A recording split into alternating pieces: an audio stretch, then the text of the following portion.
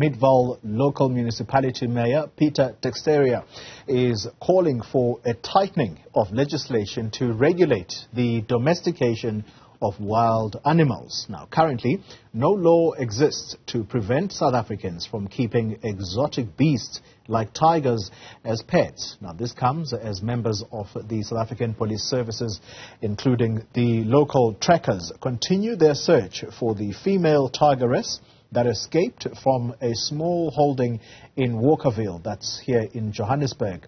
Residents in that area are still being warned to be on high alert. That's where we find our colleague, Newzroom Afrika's Tumaole Mohlaoli, who is there for us. Tumaole, good morning to you. This is day 2 for you, if my memory recalls, that you have been on this search for this tiger, Sheba, and this particular matter that is now raised by the mayor of Midvaal to say there needs to be laws that regulate the domestication of wild animals. What does he have to say about this?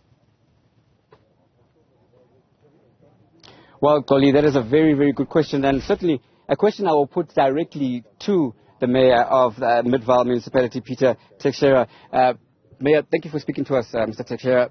Now, the lack of legislation governing the domestication of wild, exotic, and even dangerous animals like tigers, the fact that there's this glaring hole, how did that come to be, and what is your view about what is happening and what needs to be done?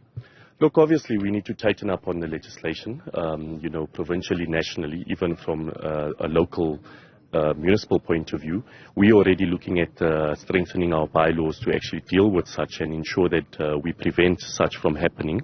I think there's got to be laws that guide the keep of wild animals because we've all seen in the last 3 days it's how difficult it is to actually capture the animal when it does escape. It's not like your domestic pet that you can easily call and ask it to come and go back into its enclosure. This is actually an animal which is very wild, but I'm happy that the team has managed to contain the animal, so we know where it is, and it's not very far from its enclosure. Obviously there is water there. They also they have put food there, so it is contained in one specific area and the community is safe thus far. All right, and that is good news. Seeing that we've been out here for 2 days now, second day running now in terms of this extended search operation. Are you happy with the extent of the teamwork that we see that is happening? And can you just give us an update in terms of the members of the search operation? And if you could put your neck on the block, so to speak, is this tiger going to be back in a secure enclosure or captured by today? Look, I'm very happy with all the role players that are present. We've got the Community Policing Forum, the CPF that is part of this. We've got the SPCA. We've got the Nature Conservation guys that are here, SAPS, the South African Police Services, a search and rescue team that is present. A number of other stakeholders, the municipalities here, and everybody has been putting in a lot of time to try to capture this animal very safe. And yes, I am very confident that by this evening we would have captured the animal because we know where it is, and we are containing it in this particular space so it doesn't go out and endanger the lives of people out there. It's already injured one person, and that person is still in hospital. So yes, it will be captured. I'm quite confident that by this evening we should have captured it. Finally, Mr. Mayor, the fact that it has injured a person, it means that this wild animal now has a taste for human blood, which is something of concern to many people. And what will be the way forward once this animal is captured? Seeing that already it's got an eye to escape. We went by the farm enclosure again. We saw that the fence that it went through is still not being reinforced as of this morning. There are concerns that if it goes back there, what's stopping it from escaping again? Is this animal going to be euthanized?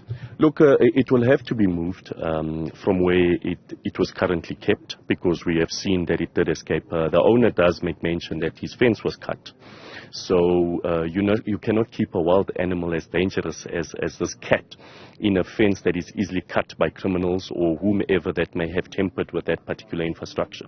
So we will definitely advise him to take it to a more safer space where it's not easy for it to escape again and endanger the lives of people. So we'll definitely be having a serious conversation with the owner. All right. And moving focus now to the victim in this, the unfortunate individual who stumbled across the tiger. Thankfully, the tiger did not take his life. What kind of support are you going to offer, and can the family expect from yourself, or what kind of pressure are you going to put to ensure that those responsible do offer that support? Look, we'll definitely visit the family and also possibly visit him in hospital and see what necessary support we can provide from a municipal point of view. But I can also imagine that the owner of the tiger also has some liability as well to ensure that he does compensate or assist with whatever needs that injured person may have. But we'll definitely be visiting him. All right, thank you for that update. That was Midvaal Mayor Peter Teixeira giving us the latest update, including, of course, the news that the mayor is going to visit the individual who was mauled by the tiger and see what kind of support the municipality can offer. With that, it's back to you in the studio as the hunt continues. We'll keep giving you the latest until, of course, this big cat is returned back home. Tumaole Mohlaoli live for us in Walkerville. Thank you very much for that update.